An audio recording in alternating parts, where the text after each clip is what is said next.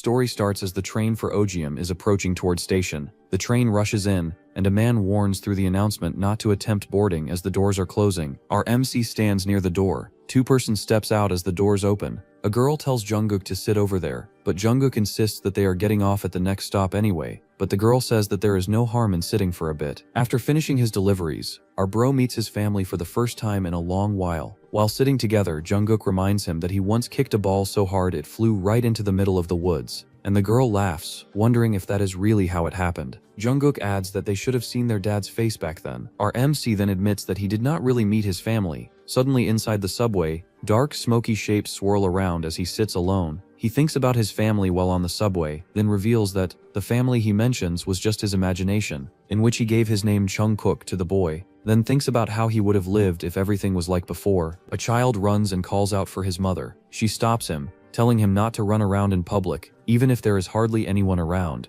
and insists that it does not matter whether it is crowded or not. He remains silent. The train continues forward through the tunnel. He looks down at his hands while sighting. He admits that it is not like he actually took the subway either, holding a small subway-shaped keychain in his hand. He trails off, then explains that he was only imagining what a subway would be like from the comfort of his home. He turns his head and looks toward a dark corner where a human skeleton sits slumped against the wall. The truth settles in that this is not even a home. He lowers his gaze and concludes that this place is just an apocalyptic wasteland. He recalls that the old man once told him that some 40 years ago, long before he was born, the world was a completely different place. The old man said it was a safe and peaceful world, but tragedy struck without warning. The black pillars began to fall from the sky, descending like a storm. The world as it once was comes to an end, leaving behind only a fractured land and a handful of survivors. He stands alone in the ruined place. He reflects that this is only the old man's story, and that most of what he heard as a child was hard to believe. Among them,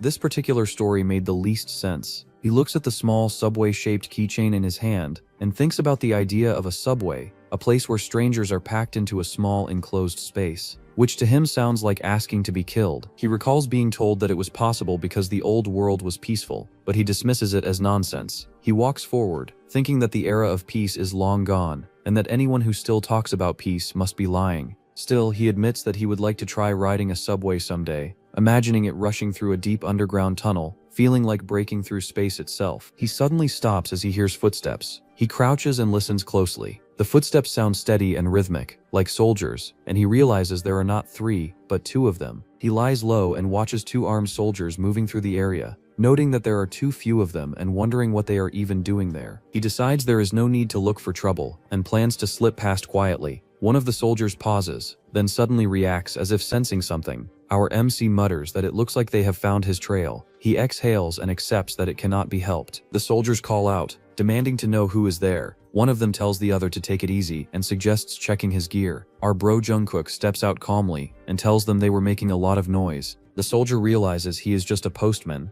and asks what his mission is, whether he is delivering mail. He answers that he is on his way to deliver an air raid warning, and mentions that he finished his mail deliveries yesterday. He then studies soldiers and remarks that it must have been a brutal fight, with only 2 survivors. One soldier comments that delivering an air raid warning is a rough job. Our bro the postman, or say Jungkook, turns slightly, thinks that they were probably searching for signs of life for a reason. A soldier addresses Jungkook, apologizing for the interruption, and Jungkook asks if they are hungry, adding that he actually has some food left over. The soldier hesitated, then asked if the offer was real. Jungkook looked at him and asked if they had anything worth trading, thinking he would check if there was something he wanted. The masked soldier quickly agreed and said he had bandages, hygiene supplies, a small battery, and even antibiotics. Then he asked what Jungkook wanted. Jungkook answered that he only wanted ammo. The soldier did not understand at first, while Jungkook repeated that he wanted ammo. The soldier then pointed out that their ammunition was 5.56 mm and questioned him. Jungkook explained that he was not looking for something to use personally, adding that a postman could not afford to carry heavy loads, so ammo was the best since it was small, light, and valuable. The masked soldier suggested that if that was the case, the antibiotics or the battery should be enough. Jungkook refused and said he only accepted ammo. The other soldier insisted they also needed to save their ammunition.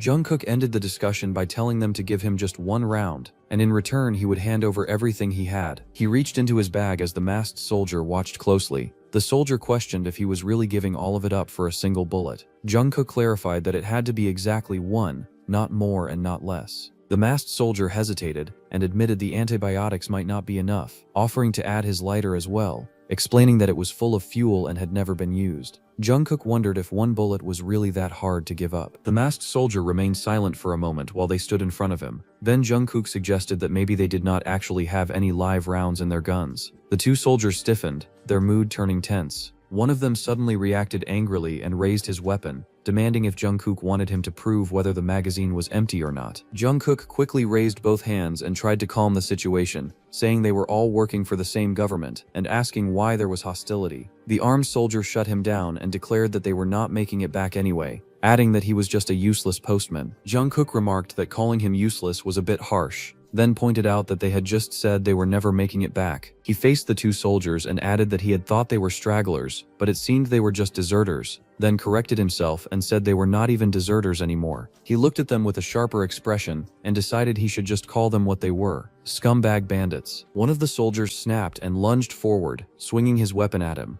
Jungkook shifted his body as the attack came in, continuing that by acting like this, they were only proving his point. He moved past the strike and finished that they were truly out of bullets. The attacking soldier choked as his swing missed and Jungkook counterattacked, while the other soldier rushed in from behind with a knife. Jungkook bent his body sharply, avoiding the blade as it passed where his neck had been, then noted that the attack had been aimed for his neck but failed. Still leaning back, he added that their movements were far too obvious. The soldier coughed while raising his knife, but before he could strike, Jungkook drove a kick into him. He flipped forward and landed on one hand, steadying himself on the ground. The soldier, still shocked, struggled to understand how a mere postman could do this. Jungkook moved again as the soldier swung his knife toward him. The blade struck his arm, but it failed to cut. Sparks flew on impact as the soldier reacted in confusion. Jungkook remarked that ever since they met, these soldiers rant about postman this, postman that. He says that it was pure discrimination while stepping forward and throwing a punch. The soldier noticed something on his arm and questioned what it was, wondering how a lowly postman could have it. Jungkook stood with his arm revealed, showing an officer's shield attached to it,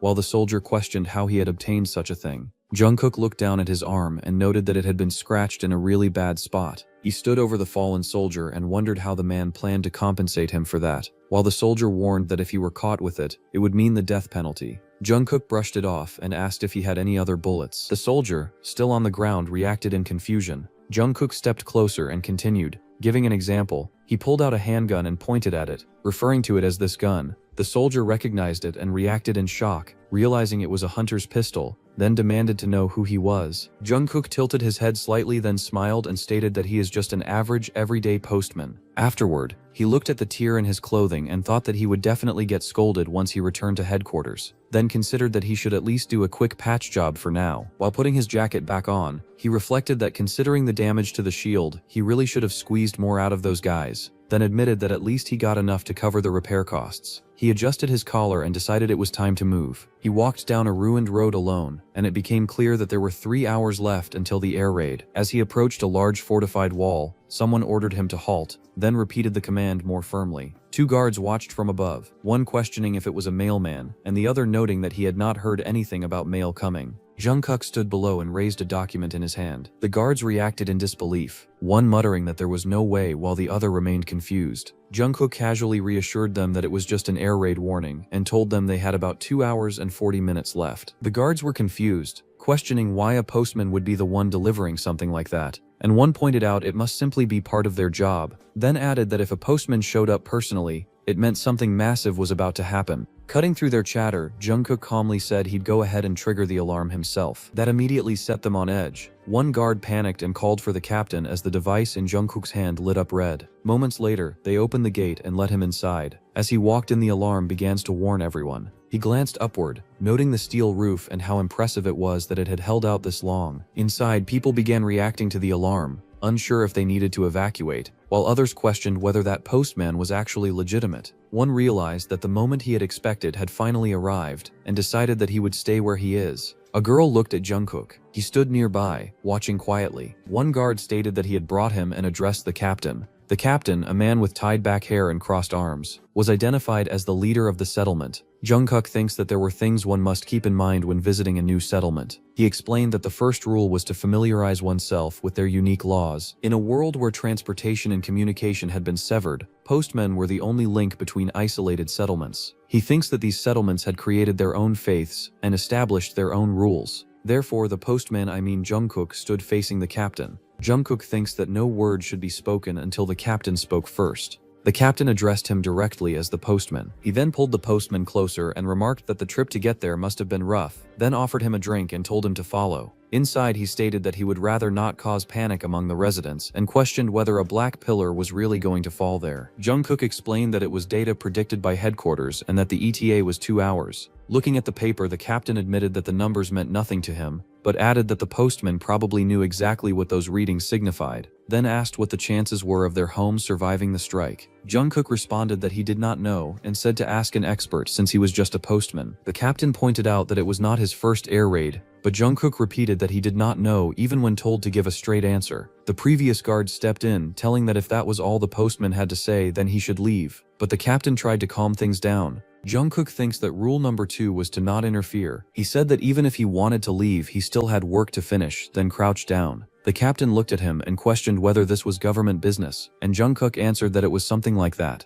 The captain then noticed the device on the floor and asked what it was, and Jungkook explained that it was a device used to measure the impact force of the falling black pillars. He continued that they compare the actual data with the predictions from headquarters, while the captain mentions that the roof had been built specifically for air raids and questions whether that would interfere with the readings. Jungkook replied that, according to experts, those black pillars do not simply fall from the sky, explaining that they act like living organisms, slow down as they pass through the atmosphere, and land precisely on their target, making the roof meaningless. He then turned and added that the only advice he could give was that they had 1 hour and 50 minutes left, then asked what it was going to be. Later, Jungkook walked forward and thinks that it would be the same thing that happens every time an outsider shows up. People gather and call out to him, trying to get his attention, and one girl steps forward and calls him over while holding something. He raises his hand and asks if anyone has ammo to trade, and when no one responds, he acknowledges it. Someone approaches and admits they do not have ammo but offers a grenade instead and asks if he would take it,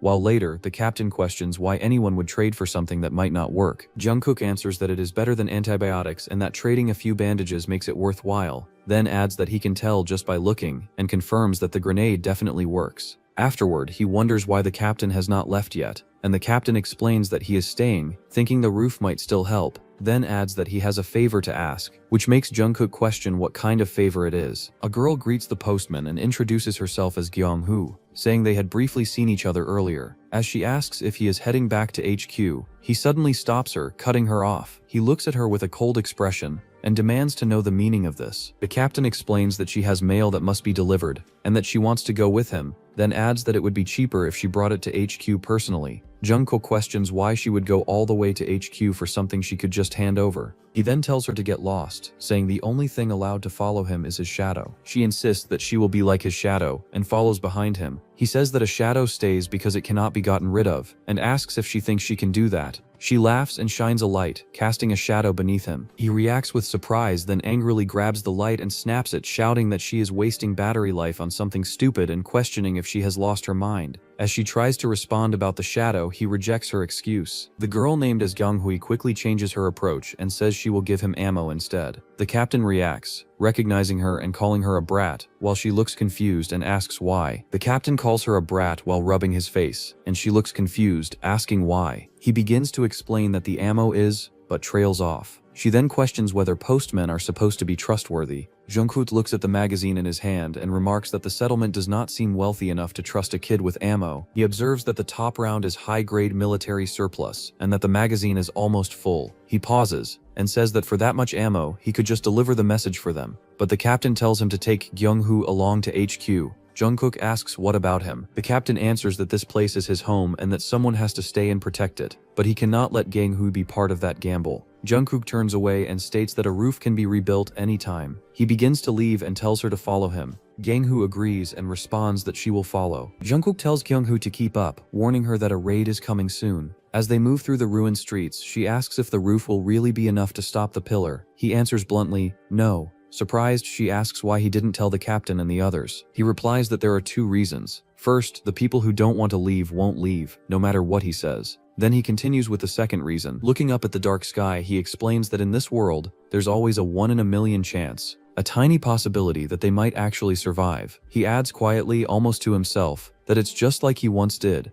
For now 30 minutes remains until the air raid. Moments later, the sky rumbles as the incoming attack is about to begin. A glass of drink trembles slightly as the guard questions whether the captain has no plans to evacuate. The captain sits at the counter and states that the roof that has protected them all this time will do so again, while the guard notes that yet captain is calmly drinking something he has treasured for years. The captain offers the masked guard a drink. The masked guard asks if that postman said anything else, then pauses. The captain's gaze sharpens as he thinks about what Jungkook said earlier. A roof like this can always be rebuilt. He adds that whatever the postman said, only he knows what he truly meant. The masked man then asks if the captain has anything to chew on, and the captain answers that he has a little bit of jerky left. Meanwhile, Kyung-hoo bites into the jerky. Jungkook comments that it is like a magic pouch, as things kept coming out of nowhere. She then offered him some, calling him Mr. Postman. He declined and said he was good. As he walked away, he checked the magazine and noted that one magazine holds 30 rounds in total. He observed that the top round being different meant at least one bullet was missing, and that the captain would not have taken one out before giving it to the child, which meant something had already happened.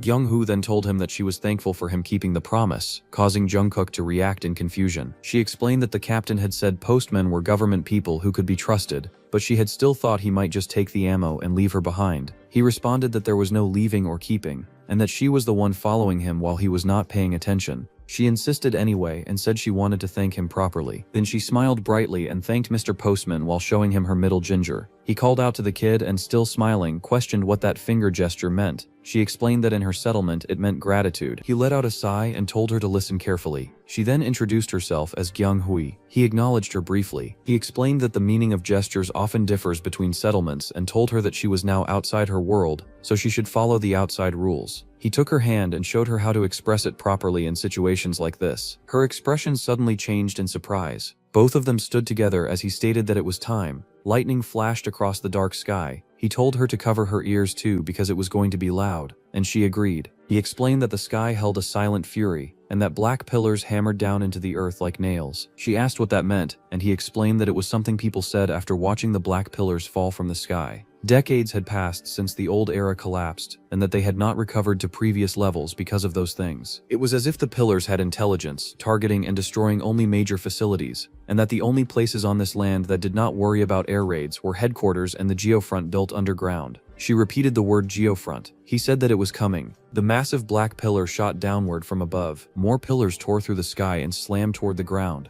One of them struck down with force, sending debris flying as it hit. Later they returned back to the settlement. He thinks that the kid's settlement had bad luck. Not every air raid drops a ridiculously massive pillar like this. The purpose of returning there is to recover the measurement device. In an era where building communication networks is impossible, equipment with a communication core like the measurement device is precious, but recovery is out of the question. He tells Kyung-hui that the work is done and they are heading back to headquarters. He then notices her and questions what she is doing. She kneels on the ground with a rifle on her back. She stays silent. He tells her to come along. She agrees. He walks away. She follows behind slowly. Tears stream down her face as she quietly cries. Kyung-hoo quietly calls out to the postman. He explains that black pillars are a disaster itself, but if there is one good thing about them, it is that after an air raid, the stars can be seen better than on any other day. She looks up with wide eyes, her gaze reflecting the light. Jungkook adds that she already knows this and that things are not always bad. Kyung-hook asks if he is trying to comfort her. He answers that he hates crying. They walk along the ruined path, as he tells her they still have a long way to go, and that crying only drains her energy. She follows behind him in silence. After a moment, Kyung-hoi asks why he does this job. Jungkook responds that it is a stupid question and that he does it to make a living. She continues asking if he has any dreams or anything. Jungkook then asks what kind of mail is so important that she goes through all this trouble, and Kyung-hui says she still has not heard his story. He walks ahead and tells Kyung-hui that she is annoying, then says he will show her something special. He takes out a small subway keychain. Kyung-hui looks at it and wonders what it is. Jungkook asks if she has ever heard of a subway, and explains that it is something that carries people around. She looks at the small subway keychain and remarks that it seems like the perfect size to put in a mouth, so how this carry people? He clarifies that the real thing is much bigger, and that this is only a miniature. He tells her to imagine it, carrying hundreds of people underground and able to drop them off wherever they want. He explains that it is a relic from the old era, and that he hopes he can ride one someday. Kyung-ho remarks that he is more innocent than he looks. He brushes it off and shifts the topic, asking how long she plans to keep hiding it. She looks at him in confusion and asks what he means. He tells her to stop pretending and mentions the magazine the captain gave her, then points out that she hid a bullet.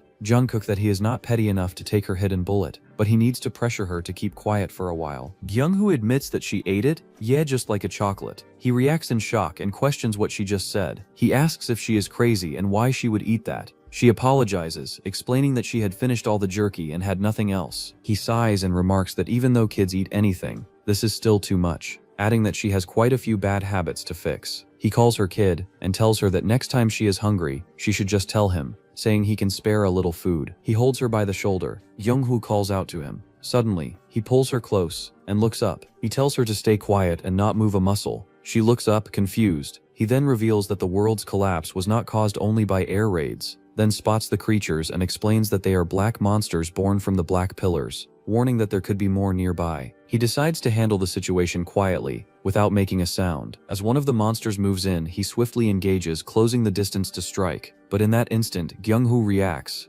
Jungkook's eyes widening as she raises her weapon and then fires. The gunshot shatters the silence. Jungkook turns sharply, startled by the sudden noise. The blast echoes, drawing attention as the monsters begin to converge. Realizing what just happened, he looks at her in disbelief. He understands immediately. Kyunghoo had ammo hidden all along. Frustration flashes across his face. Idiot. And now with the noise exposing their position, more of the creatures rush toward them. The situation escalates instantly. Jungkook takes down one monster, but another is already behind them. He notices it just in time and warns, there's still one more. Before he can react, the creature lunges past him. Kyunghoo is right in its path. A sharp strike, and she's hit. Her body jerks as the impact lands, and she starts to collapse. Jungkook's eyes widen in shock. He didn't expect it to get through. He rushes to her as she falls. On the ground, injured and bleeding, she still tries to speak. He's frustrated, almost angry. She says, "You only had one knife, and I thought that wouldn't be enough." He asks why did she even lie and hide that ammo. But her answer is calm, almost matter of fact. She tells him what she learned. The captain taught her how to survive in this world. Always keep an ace up your sleeve. Even now wounded, she acknowledges his strength. "You're amazing, taking down monsters with just a knife." He immediately cuts her off. "Don't say another word."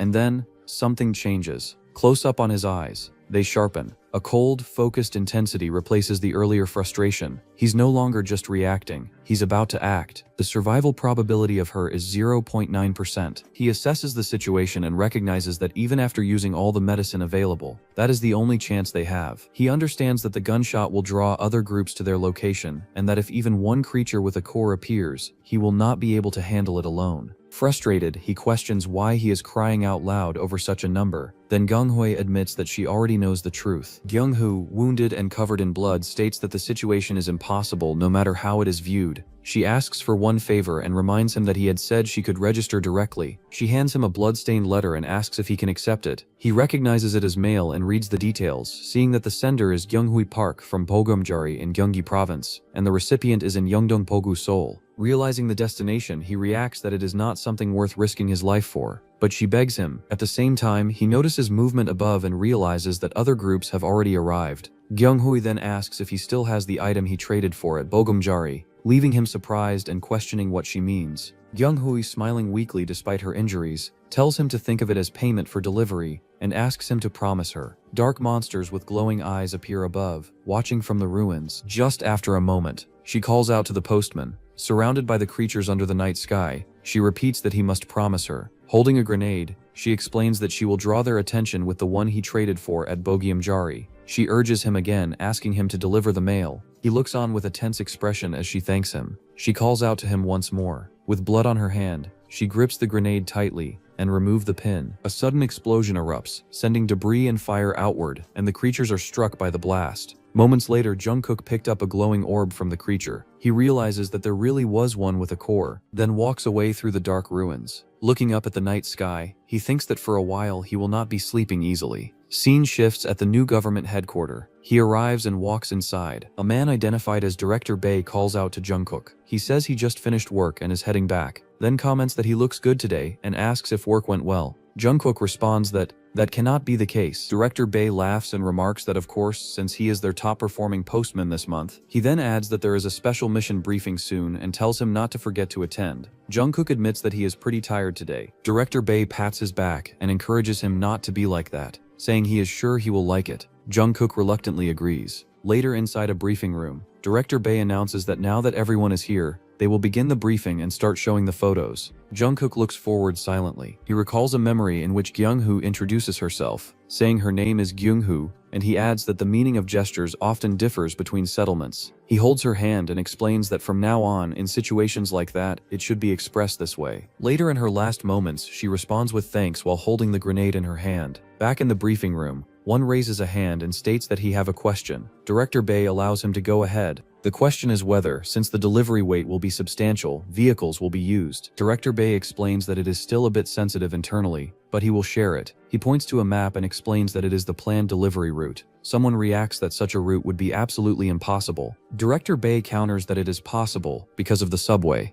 Jungkook looks down, then lifts his head in surprise. Director Bae revealed that the subway is being rebuilt. Jungkook reacts in shock at the mention of a subway. Director Bae explains that their final objective is to transport hundreds of military supplies through transit points, and that for this delivery, they are currently rebuilding the subway in secret. He continues that before the subway reconstruction, preliminary work is necessary, and regarding that assistance, a suited man steps forward and says he will explain. He adds that this operation requires only excellent track records. The suited man explains that the mission can be considered a pre-selection process for those who will be recruited. He adds that the points given to those who participate will determine their evaluation. Jungkook wonders which department the officer belongs to, noting that he has never seen him before. The suited man says for those who wish to participate to move to the next room immediately. As others begin to move, Jungkook thinks that he never imagined it, but he might actually get to see a subway in person. He looks at the keychain in his hand and considers that he might even ride one. The suited man approaches him and extends his hand, indicating that he is an exception. He then calls him Mr. Woo Jungkook. Jungkook questions how the man knows his face and name and feels uneasy about the situation. The man explains that he was ordered to deliver the mission directly to him and states that the assignment given is this one. He concludes that Jungkook will be in charge of this area. Jungkook thinks that Gumcheongu is a settlement zone cooperative with the government, making deliveries much easier there, but being specifically given such a cushy assignment feels unusual. Jungkook wonders if Director Bae pulled some strings, which is why he was told to definitely attend. He thinks that since his performance falls under Director Bae, he might have been assigned somewhere safe so he would not die. Holding the document, he says he roughly understands and asks if he should start right away. The man declines and states that the job will be given to someone else. Jungkook reacts in confusion, questioning this after being shown everything. The man explains that he was ordered to explain it to him directly. Jungkook then asks if the man was also ordered to persuade him to participate in the mission. The man confirms that he was, adding that personnel assignments are under his exclusive authority. Jungkook concludes that the man will explain everything but will not assign him the mission, and the man confirms that this is correct. Jungkook questions what kind of situation this is. The man states that he looked into Jungkook's background and found it to be very clean. Jungkook responds that it is clean, admitting he may have committed small offenses but no major crimes. The man then explains that the problem is that his record is too clean, showing a document with his profile, and adds that it is like he was a person who did not exist before becoming a postman, someone whose identity has been thoroughly concealed. The man continues that either such a person has incredible ability or has incredible backing. He adds that he really hates people in this field who act up relying on their connections. Jungkook leans back slightly and questions if that is being said to him. The man clarifies that he is not saying that is what he is like, explaining that he is simply introducing himself and that he hates sneaky people. Jungkook says that the man looked curious about what kind of person he is, so he is telling him. Jungkook asks if the man has seen his record since he became a postman. The man confirms that he has, and points out that he has never once lost his #1 performance ranking. Jungkook remarks that the man does have eyes. The man continues that he has never taken anything but easy missions and has always solved them easily. The man states that this job will proceed only with the very best selected. Jungkook asks if that means his skills are not trusted because he has never taken dangerous jobs. The man responds that this is about right. He then takes out a communication device and apologizes, saying he has an important call, adding that he will assume Jungkook understands. Speaking into the device, he agrees to pay the maximum delivery fee. He comments that it is just a letter, and could be rewritten if lost. But considering how dangerous it is, he trails off. The man walks away and says he would appreciate that. He adds that he will deliver it directly to the postman tomorrow. Jungkook looks ahead with a slight smile and realizes that this is it. He states that he will show exactly what express delivery means. Later, he wonders if it is impossible. Director Bae considers the situation terrible and tells Jungkook that it is a tough mission, questioning whether he will really take it, while Jungkook focuses on handling it reliably. Director Bae explains that modifying documents is nothing new, but this is the first time he has been asked for something like this. then questions whether Jungkook has gotten close enough to that officer to take the request directly. Jungkook answers that he is trying to get closer. Director Bae warns Jungkook not to go and die, and Jungkook answers that he will not. He resolves that he will definitely show his skills clearly, to get one step closer to the subway. Later in his dreams, he then thinks about the probability of survival, the probability of suffering serious injury even if he survives, the chance of protecting Jung Hui using all the medicine he has, and the probability of saving her after emergency treatment. Jung Hui thanks him and calls him Mr. Postman, and Jungkook reacts in shock. After waking up, he sits alone, breathing heavily, and admits that it bothered him as expected, knowing it would stay on his mind for a while. Later, he greets the man, noting that they are seeing each other again today, and the man answers briefly. Jungkook points out that the letter in the man's hand is what he is delivering. The man responds that he is busy and would appreciate being left alone, but Jungkook states that he is busy as well and needs to deliver the letter. The man reacts in confusion. He insists that he had checked the name of the postman who would deliver it. Jungkook explains that the assigned person had unavoidable circumstances, so he is the substitute. The man reacts again in surprise. Jungkook hands over documents, explaining that the official authorization has gone through properly and that it was changed through proper procedures, following the principles the man values. He then adds that more importantly, if he can finish this about 2 days earlier than the written deadline, it would show his skill. The man looks at the paper in silence. He questions Jungkook's reason and wonders if it is pride. Jungkook answers that he does not know what he means, and that it is just work. After a brief pause, the man holds the red envelope as Jungkook reaches out and urges him to hurry and give it to him. He confirms that the mail has been accepted and urges to hurry and depart. The other calls out to Mr. Woo Jungkook, and he responds. The man states that if the delivery is truly finished within 2 days and he returns completely unharmed, he pauses, then dismisses it as nothing. He adds a quiet request that they meet again alive. Jungkook walks away, noting that the sender is Cho Young-han from the new government complex. He remarks that Young-han is an unusual name, then adds that more importantly, looking at the red envelope, he comments that the cute container does not really suit them. He wonders if they wrote it themselves, then admits he cannot even imagine it. He turns his head slightly, then falls silent. He opens his bag. He recalls that a few days ago, on his way to headquarters with Kyung Hee-hui, he encountered a monster, and observing that it leads a pack, it must have a core. He holds the glowing core in his hand, described as a core obtained through Kyung-hoo's sacrifice, then keeps it close to his chest in silence. He wonders if he should stop for a moment before leaving. He explains that as if it were harboring a silent rage, and black pillars fall to the earth like nails. From those pillars darkness emerges and demons spread like wildfire, devouring humanity. In the midst of that despair, the heavens grant one final gift. The core, though whether it is hope or another curse, remains uncertain. He admits he cannot say for certain, then states that he finally managed to get his hands on a rare core, but when it comes to cores, he cannot appraise them on his own. Then questions whether it is really useless. An elderly man, identified as core appraiser Heo Wung, notes that by looking at it, it seems he really wants it to be appraised. He confirms that it is just in case, while the appraiser questions what that means and wonders how a postman could even obtain a core like that. He insists that he will pay the appraisal fee and asks him to just check it. Hee Wing remarks that this is like doing a taste test to tell the difference between something worthless and soybean paste, then states that he does not even need to look, calling it junk, saying he cannot do it, and telling him to leave. Jungkook thinks that he has been dealing with this appraiser for years, yet the appraiser never recognizes him. He thinks that at 70 years old, Hee Wing suffers from dementia. He concludes that he has no choice but to use that story again. He then brings up that it is about his daughter. Hearing this, the appraiser Heo Wung reacts and questions about his daughter, asking if something is wrong. Jungkook reminds him whether he forgot that the message for his daughter had already been delivered. Hee Wung pauses and asks if that is really true. Jungkook confirms that it was delivered safely, and adds that she told him to thank him. Hee Wung responds that thanking him for something so trivial is unnecessary, then decides that today's inspection will be free. Jungkook remarks that taking items for free is too much, and tells him to take some ammo instead. He thinks that he appreciates the gesture but feels uncomfortable receiving free service because he has never actually met Heo Wung's daughter. Heo Wung tells him to wait there for a moment as he walks away. Jungkook reveals that Heo Wung never had a daughter to begin with, and as his dementia worsened, he began talking about a child that never existed. He reflects that by simply mentioning his daughter, he can get him to perform the appraisal, considering it a win-win for both. After checking the item, Heo Wung admits that he initially thought it was useless, but now sees that it has the highest purity he has ever encountered. Jungkook asks how bad it is. Heo Wung warns him not to even think about using it, and explains that the failure rate is 99%. Jungkook repeats the number as he looks at the sphere in his hand.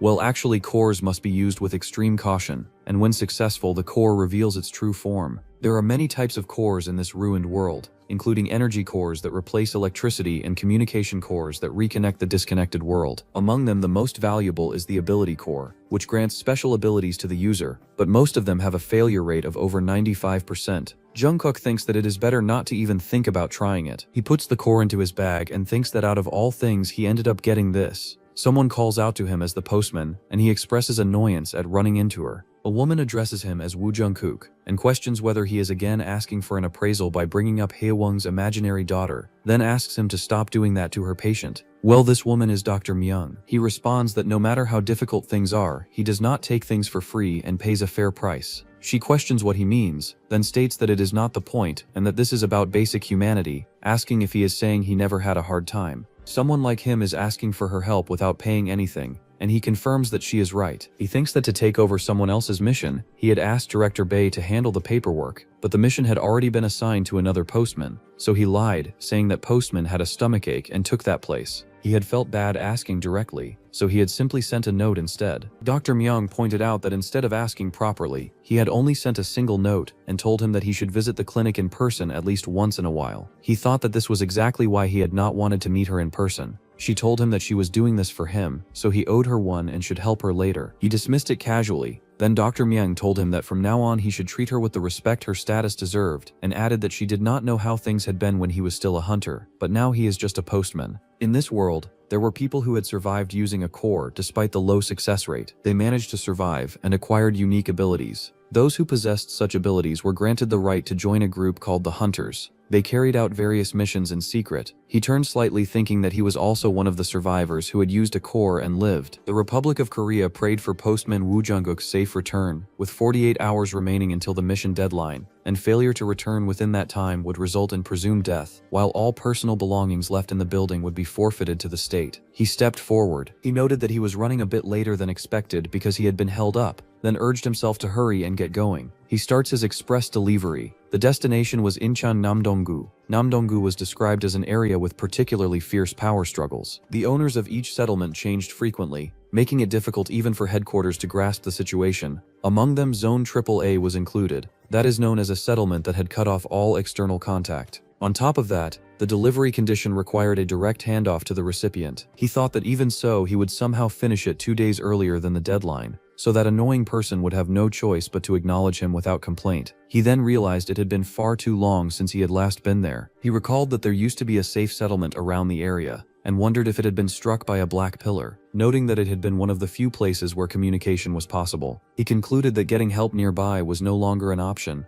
and considered whether he should take a different route. He hears someone saying it is too expensive, then paused. In the distance, one person questioned what the drunken person was suggesting, while another said that if there were resources to spare, one should just pay Kim and leave, adding that he would go alone. Jungkook recognized them as postmen and questioned if they were fighting. He recognizes that he has seen those men once or twice around the department and quietly watches them from behind cover. Seeing the situation, he considers it perfect timing and thinks about asking them for directions, but then questions whether people like them can really be trusted. Nearby, one person angrily brings up whether it is finally time for Kim to die, while Kim insists on hearing what the others have to say and tells him not to act that way. As Kim leaves, Jungkook observes that one person leaves and a new one arrives. Then a man steps forward and greets Jungkook, asking where the postman is headed. Jungkook realizes they had been trying to make a deal with another group. The hooded figure offers that if he pays a small fee they can guide him and suggests making a trade. Jungkook pauses, wondering if he should accept. The hooded man reassures him not to worry, and claims that they are peaceful people, while smiling faintly and calling themselves pacifists. Jungkook thinks that there is only one rule to always remember outside headquarters, which is to survive, and the iron law to engrave in order to follow that rule is that anyone who talks about peace is full of shit and liar. Jungkook turns away as another postman calls out for him to wait, but Jungkook brushes it off, thinking he just wasted time. He decides that rather than getting their guidance, it would be better to move on. Suddenly, the older postman appears beside him and comments on his muscles while grabbing his arm,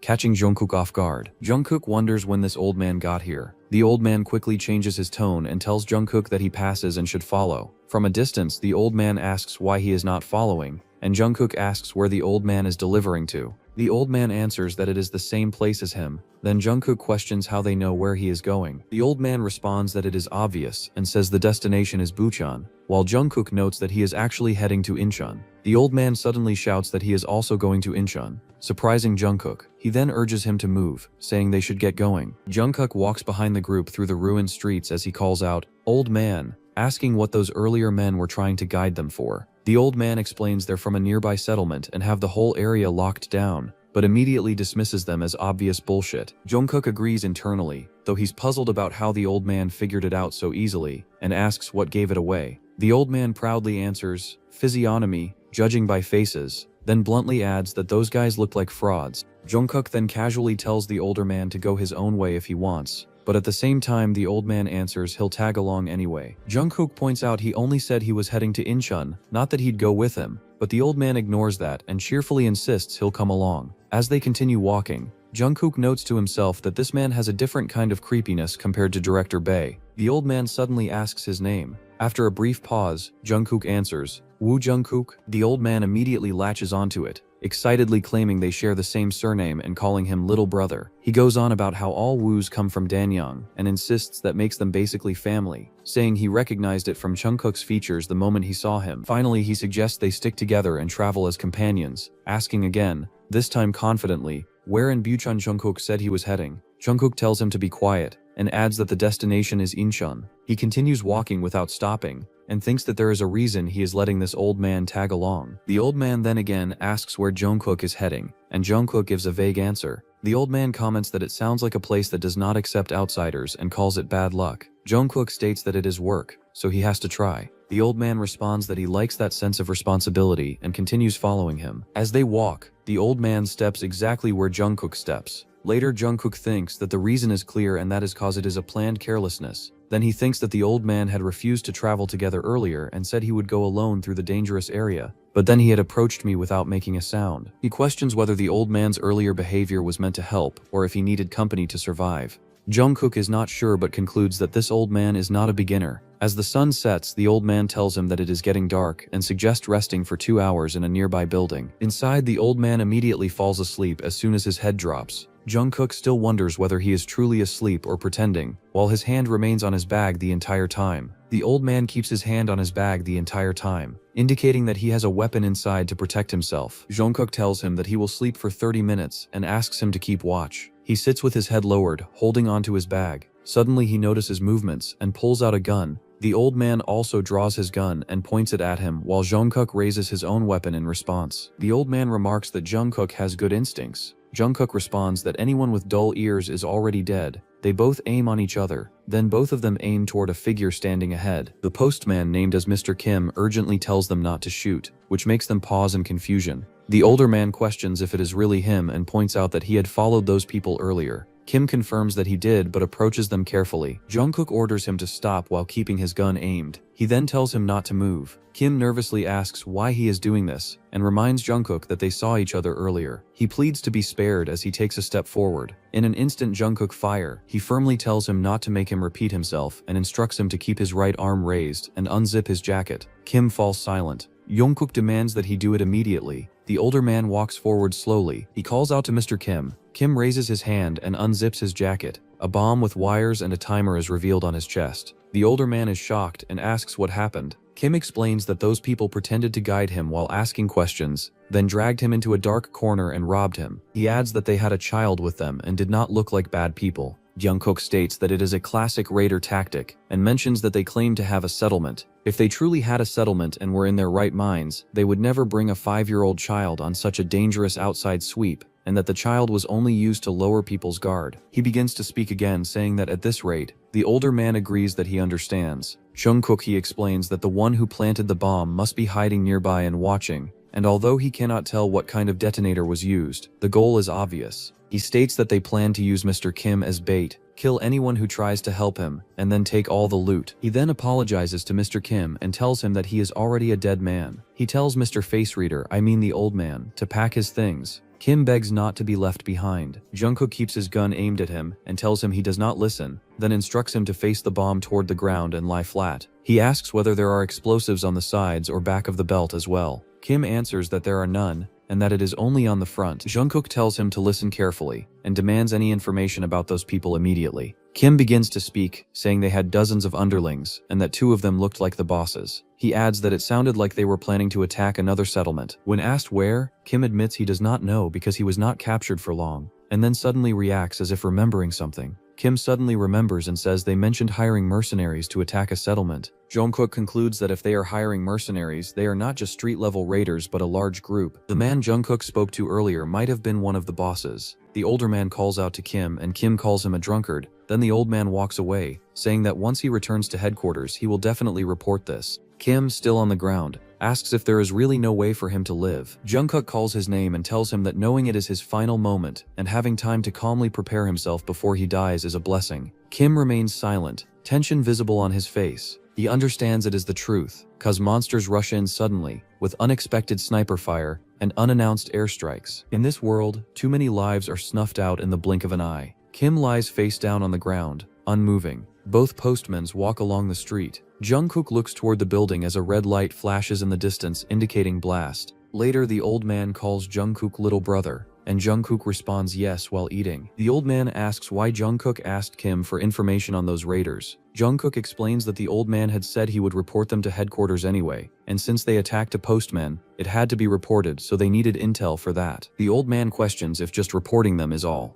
Jungkook asks if the old man thought he was going to get revenge or something. The old man adds with a light tone that maybe. He states that Mr. Kim had a core and did not even use it until the very end. Jungkook adds that if it was a rare one, those raiders hit the jackpot. The old man clarifies that it was not rare and that it had a 98% failure rate. Then Jungkook tells that with a rate like that, there is a chance it was an ability core. Tae old man agrees and says that if it were him, he would have carried it like insurance and used it when he was really about to die. Jungkook adds that it is probably not as easy as it sounds, even when faced with a 100% chance of death. The older man starts connecting the dots. He tells Jungkook that now that he thinks about it, he's not exactly ordinary ether, hinting that something about him is unusual. Jungkook plays it off and asks what he means. The older man brings up the pistol, saying he heard it's a rare one, even joking that the second barrel fires a laser. Jungkook immediately shuts that down, saying it just uses special rounds and asking him not to spread that kind of info. Then the suspicion deepens. The older man points out how strange it is. A simple postman carrying a hunter-grade sidearm. He questions how he even got it.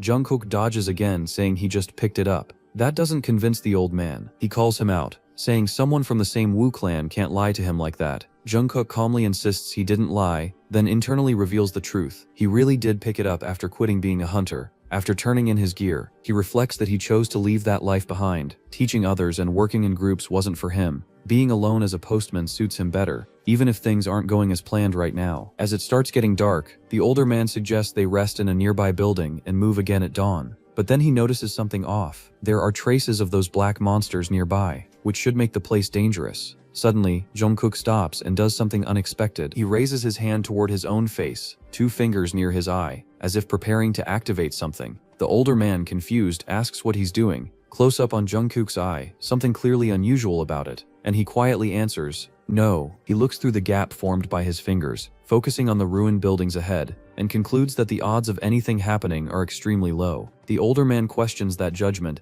asking what made him decide that. Jungkook simply answers that no one really knows, then adds that it is just a hunch. Later he sits with his eyes closed, then stirs awake. He realizes it is already morning, and wonders how long he slept, thinking he had only meant to rest for a moment. He looks around and calls out, asking for the other man, but there is no response. He recognizes it as a clear mistake and concludes that where the physiognomist went does not matter. He walks alone, realizing the real issue is that he did not notice the man leaving at all. That means he had let his guard down. Looking down, he questions himself for going soft again as he continues moving forward by himself. He stands alone and admits that he has been making these kinds of mistakes often lately, thinking it has been that way ever since that day. He suddenly stops himself, deciding that the long dream is over, and that too much self-analysis only drains his willpower. He looks ahead and notes that he can already see it from where he is. A tower comes into view and he recognizes the presence of anti-aircraft artillery, AAA, known as flak guns. The place is a village built by deserters who stole those weapons from the old world, using them both as protection and as a symbol of their settlement. Originally meant to shoot down airplanes, the weapons had been modified to target people, and even the government eventually gave up trying to crush the place. While a so-called hopeless settlement, that is their village, he focuses on the real issue, which is how to get inside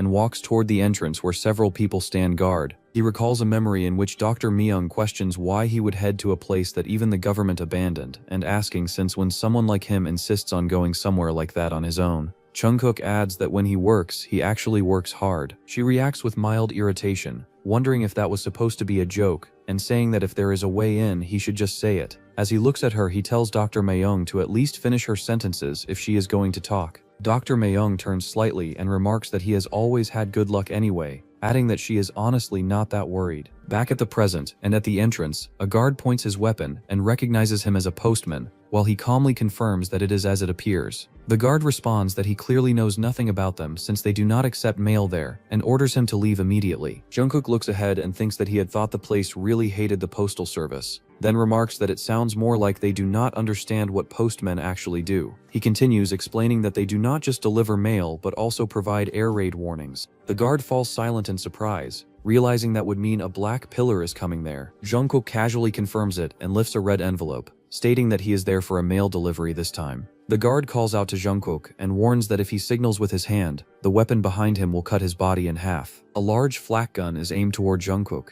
as the guard gives a final warning for him to leave. Jungkook remains unfazed, thinking that in a world where even a single bullet is precious, they would not waste irreplaceable flak shells on a postman. He adds that whether the threat is real or not is something to consider later. He smirks and says it would be a shame, thinking that because successfully delivering mail to a place that never accepts it would massively boost a postman's performance record. He starts walking forward casually, explaining his mindset. Instead of making multiple safe deliveries, doing even one dangerous delivery like this would raise his record much faster. He recalls being told he was always lucky, but admits to himself that he knows better than that. The guard, confused and frustrated, asks if his stats really matter more than his life. Jungkook calmly replies that of course they don't, but still continues forward anyway. Internally, he reflects that simply being born into this apocalyptic world means there's no such thing as luck in the first place. Empty threats won't scare him. He's determined to complete the delivery. Even with a weapon pressed against his back, he doesn't stop. The guard warns him again, asking if he has a death wish. Instead of backing down, Jungkook suddenly grabs the gun and lifts it toward his head, catching the guard completely off guard. With a calm, almost playful tone, he suggests they play a little game. Then he lays out the ultimatum: